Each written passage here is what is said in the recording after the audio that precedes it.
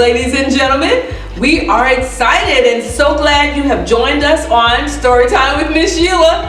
So today we're going to read a book called A Story. Happens to be a Caldecott, one of the best children's books that you can read or hear. And we're going to get excited because Gail Haley does a great job telling about how stories came about. So get in your most comfortable seat. Let's get ready. Make sure no one's talking beside you. And let's go inside the book. A story. We do not really mean that what we're saying is true. A story. Let it come, let it go.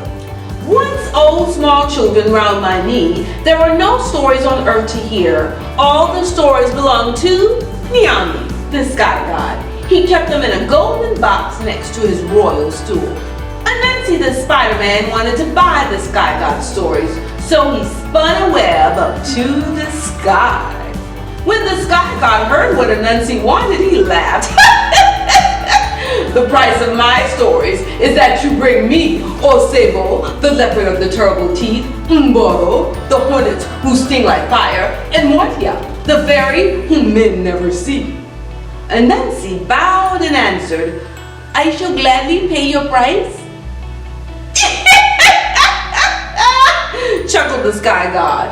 How can a weak old man like you, so small, pay my price?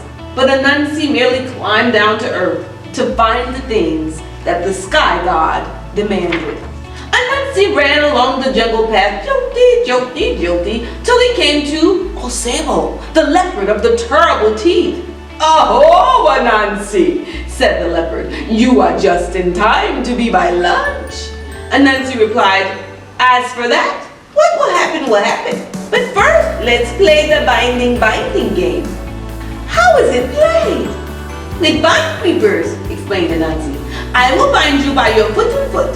Then I will untie you and you can tie me up. Very well, growled the leopard, who planned to eat Anansi as soon as it was his turn to bind him. So Anansi tied the leopard by his foot, with the vine creepers. Then he said, now, Osebo, you are ready to meet the sky god. And he hung the tied leopard in a tree in the jungle. Next, Anansi cut a frond from a banana tree and filled a calabash with water. He crept through the tall grasses, sora, till he came to the nest of Mboro, the hornets who sting like fire. Anansi held the banana leaf over his head as an umbrella. Then he poured some of the water in the calabash over his head. The rest he emptied over the hornet's nest and cried, it's raining. Should you not fly into my calabash so that the rain will not tatter your wings? Thank you, hummed the hornets, and they flew into the calabash. Boom! Anansi quickly stopped the mouth of the gourd. Now, Mboro, you are ready to meet the sky god, said Anansi, and he hung the calabash full of hornets onto the tree next to the leopard. Anansi now carved a little wooden doll holding a bowl. He covered the doll from top to bottom with sticky latex gum. He then filled the doll's bowl with pounded yams. He set the little doll at the foot of a flamboyant tree where fairies like to dance. Anansi tied one end of the vine around the doll's head, and holding the other end in his hand, he hid behind a bush. In a little while, Mortia, the fairy whom men never sees, came dancing down to the foot of the flamboyant tree. There she saw the doll, holding the bowl of yams. Mortia said, come baby, I'm hungry. May I eat some of your yams? Anansi pulled at the vine in his hiding place so that the doll seemed to nod its head. So the fairy took the bowl from the doll and ate all of the yams. Thank you, come baby, said the fairy, but the doll did not answer. Don't you reply when I thank you, cried the angry fairy. The doll did not stir. "Gum baby, I'll slap your crying place unless you answer me," shouted the fairy. But the wooden doll remained still and silent, so the fairy slapped her crying place. Pop! Her hand stuck fast to the gum baby's sticky cheek. "Let go of my hand or I'll slap you again!" Pop! She slapped the doll's crying place with her other hand. Now the fairy was stuck to the gum baby with both hands, and she was furious. She pushed against the doll with feet, and they also stuck fast. Now Anansi came out of hiding.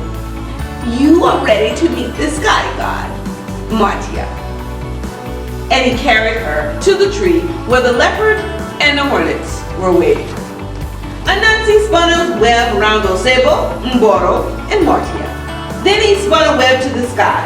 He pulled up his captives behind him and set them down at the foot of the sky god. "Oh, Niami," Anansi said, bowing low. "Here is the price you asked for your stories.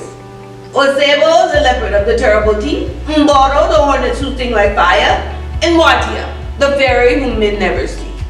Niami, the sky god, called together all the nobles of his court and addressed them in a loud voice. "Little Anansi, the Spider-Man, has paid me the price I asked for my stories. Sing his praise, I command you. From this day and going on forever," proclaimed the sky god, "my stories belong to Anansi and shall be called Spider Stories." "Hee! Hee! Hee!" shouted all the assembled nobles. So Anansi took the box of stories back to Earth, to the people of his village. And when he opened the box, all the stories scattered to the corners of the world, including this one. This is my story which I have related. If it be sweet, or if it not be sweet, take some elsewhere and let some come back to me. And that is the end of A Story by Gail Haley.